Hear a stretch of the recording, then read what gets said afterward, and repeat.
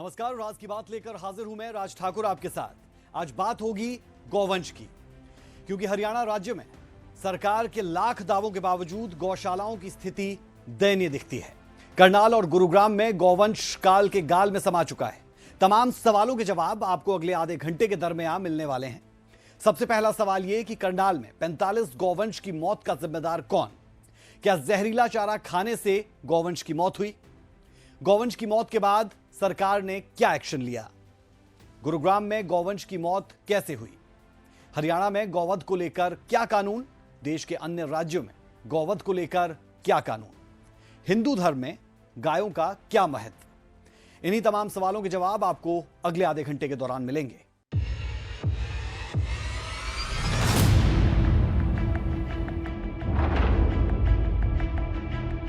तो चारे जहर आ गो उस तरीके।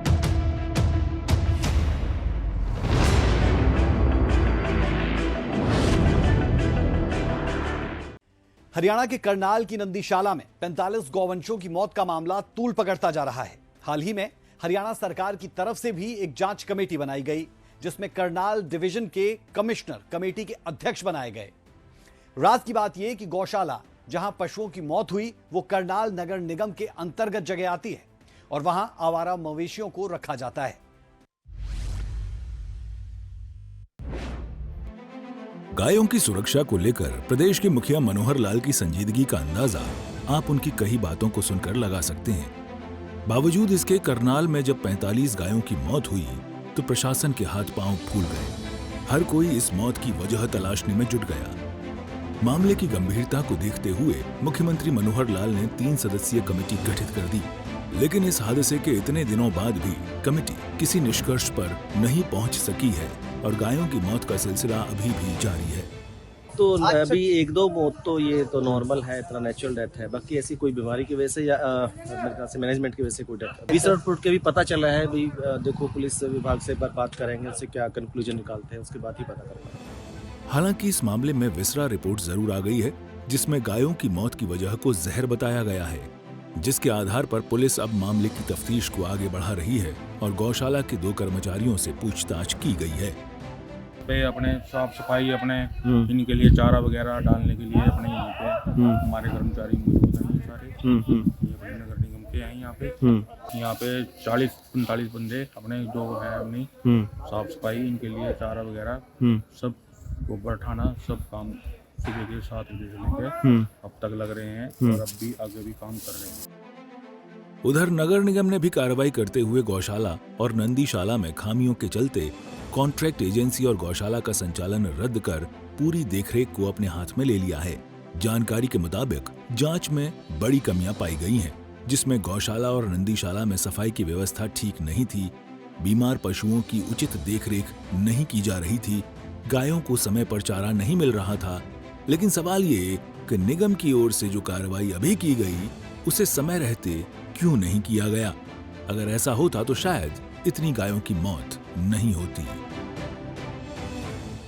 करनाल के फूसगढ़ गांव में गौशाला में 45 से ज्यादा गायों की मौत हो गई थी। 12 दिन तक इंतजार किया जाता है विसरा रिपोर्ट का और अब विसरा रिपोर्ट आ गई है, जिसमें जहर की बात सामने आई है, यानी कि गायों की मौत जहर से हुई थी।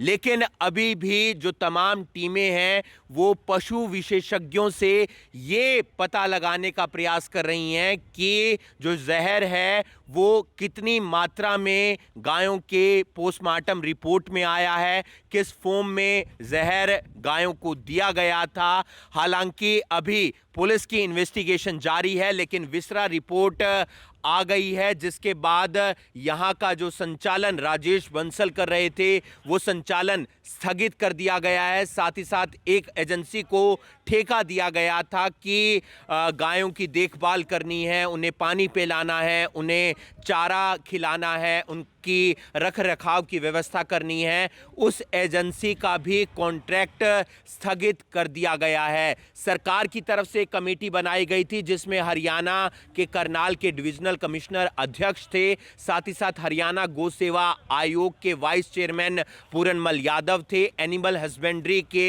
डिप्टी डायरेक्टर सुखदेव राठी थे और करनाल के एसपी गंगाराम पुनिया को भी उस कमेटी में शामिल किया गया था। वो कमेटी कुछ दिन के अंदर सरकार को अपनी रिपोर्ट सौंपेगी। हालांकि गायों की मौत का सिलसिला थमने का नाम नहीं ले रहा है। रोजाना 1 से 2 गायों की मौत अभी भी हो रही है, लेकिन अब एक कदम उठाया गया है। नगर निगम के जो तमाम अधिकारी और कर्मचारी वो यहाँ का निरीक्षण करते हैं और 45 कर्मचारियों की जिम्मेदारी लगाई गई है कि यहाँ की रख रखाव की व्यवस्था करनी है, साफ सफाई को देखना है, साथ ही साथ गायों को चारा खिलाना है। बहरहाल देखना ये होगा कि सरकार की जो जांच कमेटी है वो सरकार को रिपोर्ट में क्या कुछ सौंपती है और उसके बाद आगे और क्या कुछ कार्रवाई की जाती है। सूर्य समाचार के लिए करनाल से हिमांशु नारंग। करनाल में 45 से ज्यादा गायों की मौत को लेकर राजनीति और बयानबाजी चरम पर है। मामले की जांच के लिए 4 सदस्यीय कमेटी का गठन किया जा चुका है, जिसे मुख्यमंत्री को रिपोर्ट सौंपनी है। इस बीच व्यवस्थाओं का जायजा लेने के लिए हमारी टीम गौशाला भी पहुंची, जिसके दौरान टीम को कई खामियां भी मिली। रिपोर्ट देखें।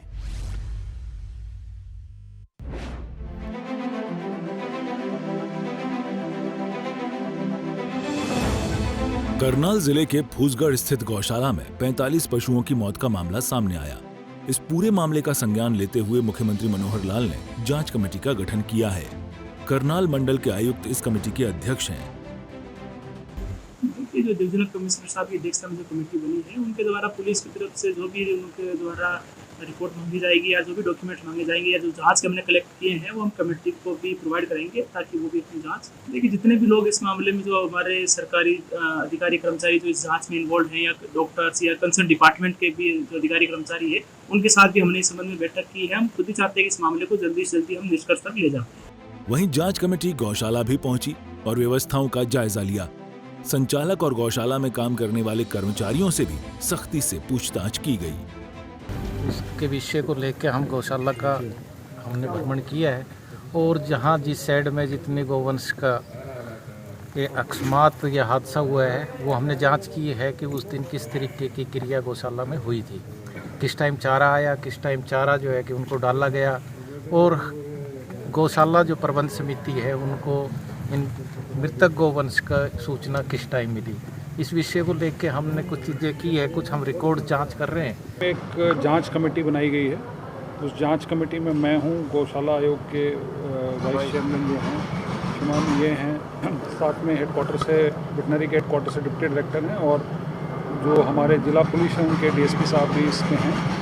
और इसमें ये हमारे को निर्देश हुए हैं कि जो इनकी मौत का कारण है उसके बारे में विस्तृत जांच पड़ताल करके रिपोर्ट जो है वो हमने सरकार को भेजनी है। बहरहाल करनाल में 45 गायों की मौत को लेकर राजनीति भी गरमाई हुई है।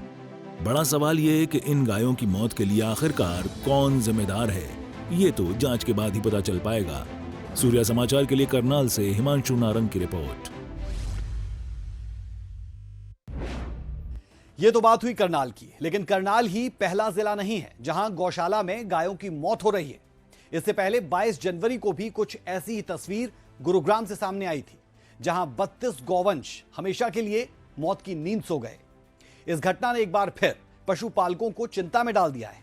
सूर्य समाचार की ओर से खबर दिखाने के बाद प्रशासन भी हरकत में आया और मामले में एफआईआर दर्ज की गई। रिपोर्ट देखें।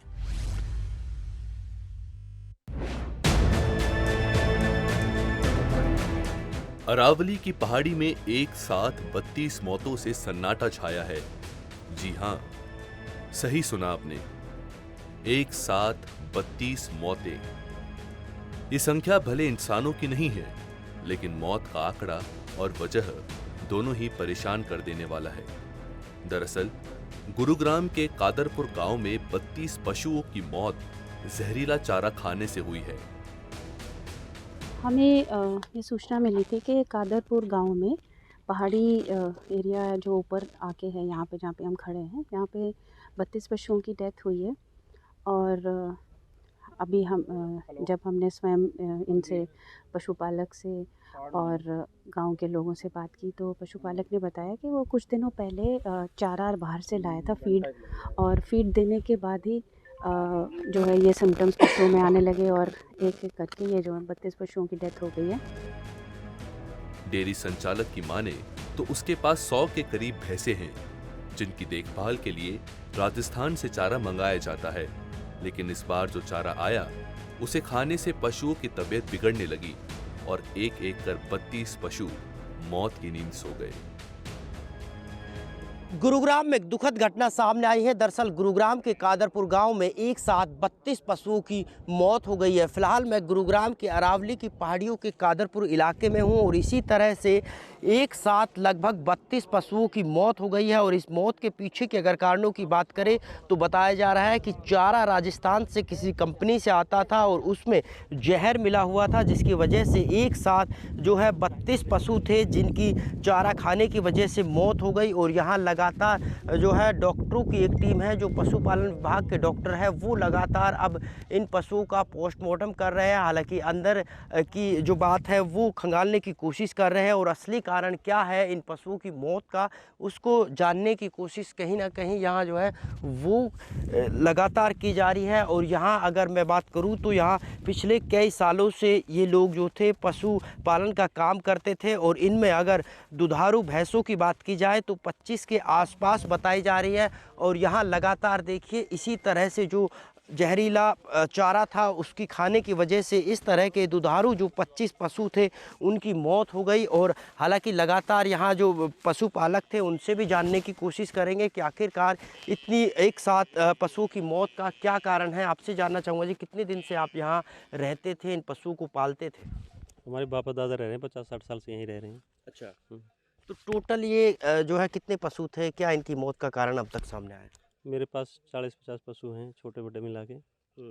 और ये यहीं कुछ दूध के थे, इनमें 32 भैंसें मर गई मेरी। और डॉक्टर को बुलाया तो डॉक्टर बता रहे इसमें कुछ केमिकल मिक्स है जो चारा डाला है। तो ये चारा हम बियर फैक्ट्री से लेके आए थे, स्वामी माधोपुर राजस्थान से।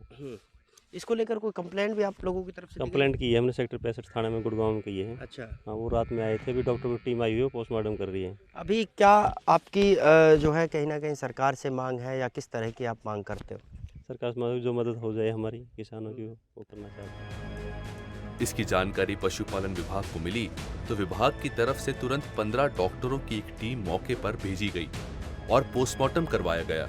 बहरहाल पशुपालन विभाग की शुरुआती जांच की माने तो इन पशुओं की मौत जहरीला चारा खाने की वजह से हुई है और इसी के साथ इतने सारे पशुओं की मौत से पीड़ित परिवार भारी नुकसान के तले दबा है।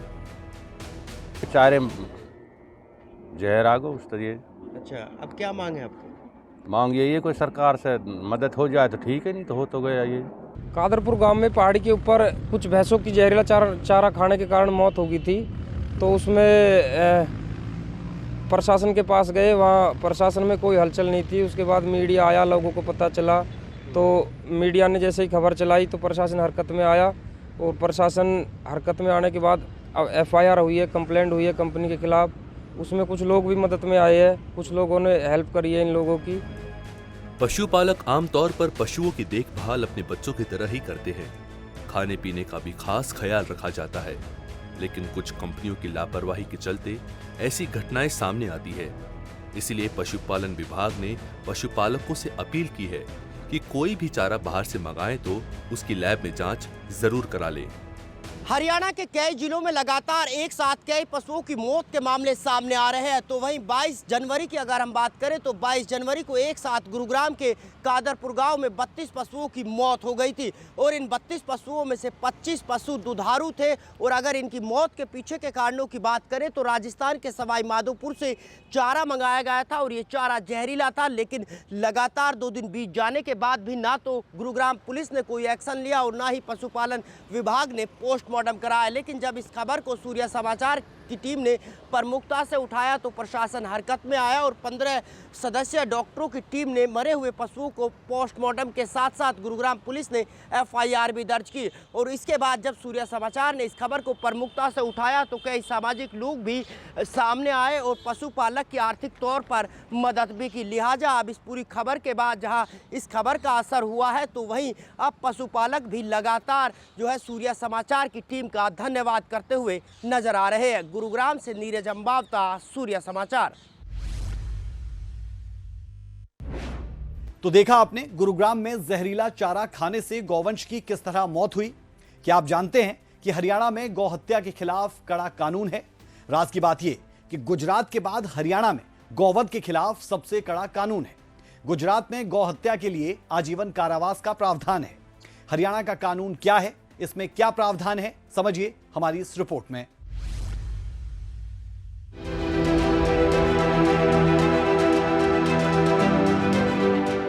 अगर कोई गौ हत्या करेगा 10 साल की कैद का प्रावधान किया मित्रों कांग्रेस का। गौ हमारी संस्कृति का प्रतीक है, इसके प्रति हर कोई श्रद्धा का भाव रखता है।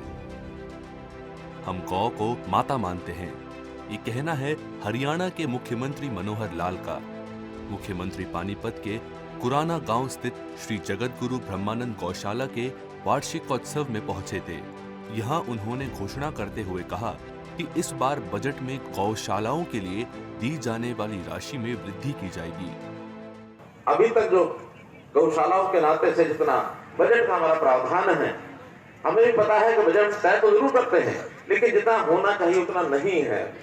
इस मन में कसक है हमारे, और मैं इस बार विचार किया है कि इस अगले बजट में एक अच्छा बड़ी राशि का हम वृद्धि करके गौशालाओं का बजट तय करेंगे। जो बेसहारा गौवंश है वो जितना ज्यादा किसी गौशाला में होगा उनको उस बजट का हिस्सा ज्यादा मिलेगा। हरियाणा में गौवंश संरक्षण एवं गौ संवर्धन अधिनियम 2015 लागू है। प्रदेश में पहले से ही बीफ यानी गौ मांस बेचने और खरीदने पर बैन लगा हुआ है। पड़ोसी अथवा दूसरे राज्यों में गौवंश ले जाने के लिए भी परमिट लेना होता है। गौ हत्या के मामले में कम से कम 3 साल कैद और 3000 रुपयों के जुर्माने का प्रावधान होगा। वहीं अधिकतम 10 साल की कैद का प्रावधान और 1 लाख रुपए जुर्माने का भुगतान करना होगा। गाय का मांस पूर्ण रूप से प्रतिबंधित है। डिब्बा बंद मांस भी नहीं बिक पाएगा। मृत पशुओं का चर्म उतारने वालों के लिए पंजीकरण अनिवार्य है। गौ तस्करी करने वाले वाहनों को जब्त करने के बाद नीलाम कर दिया जाएगा। वर्ग है जो गौ की हत्या करता है। हमारे देश से हमारे सामने गौ की हत्या हो जाए, इससे बड़ा कोई ऐसा विषय हमारे लिए मन में यानी खिन्नता का नहीं हो सकता। हम उसका भी इंतजाम करके हमने जो विधानसभा में गौ संरक्षण और गौ संवर्धन का जो एक्ट पास किया है, अगर कोई गौ हत्या करेगा 10 साल की कैद का प्रावधान किया मित्रों कांग्रेस का। मुख्यमंत्री मनोहर लाल का गौ प्रेम किसी से छुपा नहीं है और पानीपत में भी यही देखने को मिला था। गौवध पर हरियाणा का कानून भी दूसरे राज्यों से काफी कड़ा है। सूर्य समाचार के लिए पानीपत से सुमित भारद्वाज की रिपोर्ट।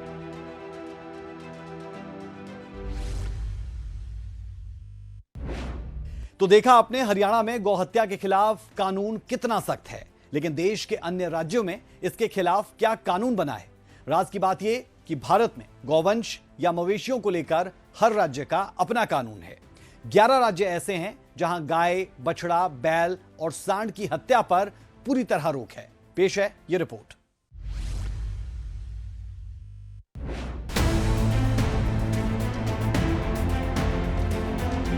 भारत में 80% से ज्यादा हिंदू आबादी रहती है, जिसमें अधिकतर आबादी गाय को पवित्र मानती है।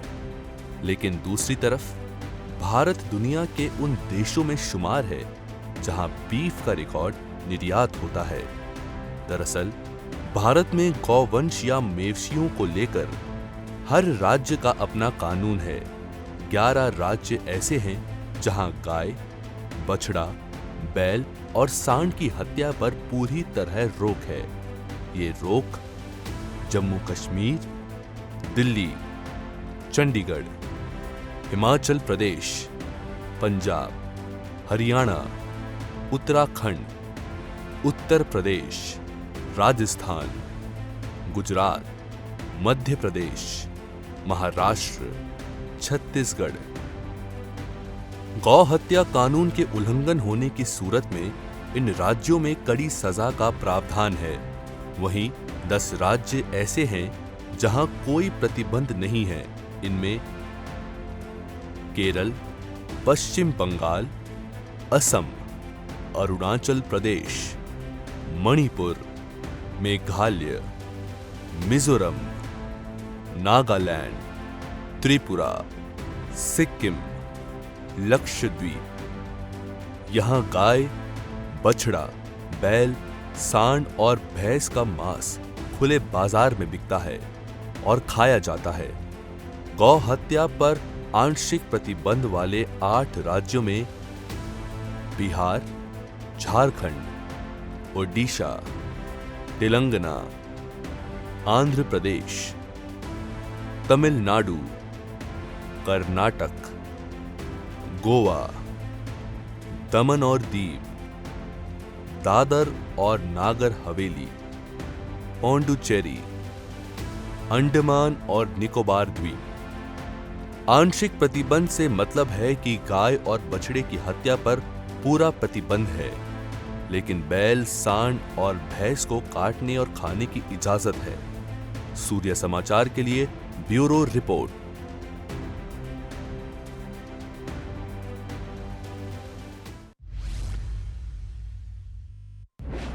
तो कुछ राज्यों में पूरी तरह से रोक है तो कहीं आंशिक प्रतिबंध है। खैर, इसमें कोई दो राय नहीं कि हिंदू धर्म में गाय को पूजनीय माना जाता है।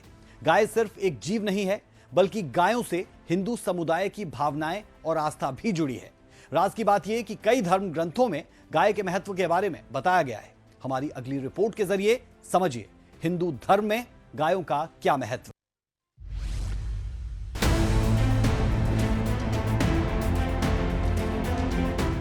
हिंदू धर्म में अनेक मान्यताएं हैं। पुराणों के अनुसार गाय में सभी देवताओं का वास माना गया है। गाय से जुड़ी सभी चीजों को देव्य माना जाता है। गाय का घी, गाय का दूध, गौमूत्र और यहाँ तक कि गाय के गोबर का प्रयोग भी पूजा पाठ में किया जाता है। कभी सोचा है कि आखिर गाय का इतना महत्व क्यों माना गया है? दरअसल गायों को हिंदुओं की आस्था का केंद्र माना जाता है। गौ सेवा को भगवान श्री कृष्ण काफी महत्व देते थे। दिवाली के अगले दिन गोवर्धन पूजा पर गायों की विशेष पूजा की जाती है। हमारे शास्त्रों में गौदान को महादान बताया गया है। गाय को किसी भी रूप में सताना घोर पाप माना जाता है। ऐसी मान्यता है कि गाय की आराधना से लक्ष्मी माता प्रसन्न होती है। धार्मिक मान्यताओं के साथ अगर साइंस के नजरिए से देखा जाए तो गाय के दूध से लेकर गोबर तक में कई ऐसे गुण पाए जाते हैं जो कई बीमारियों से लड़ने में हमारी मदद करते हैं। सूर्य समाचार के लिए ब्यूरो रिपोर्ट।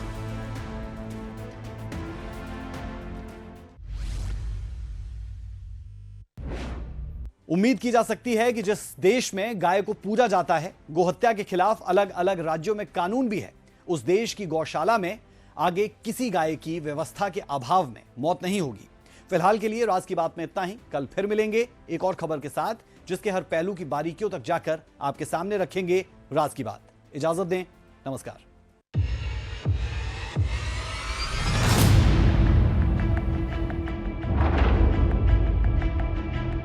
कोई चारे जय राघव उस तरह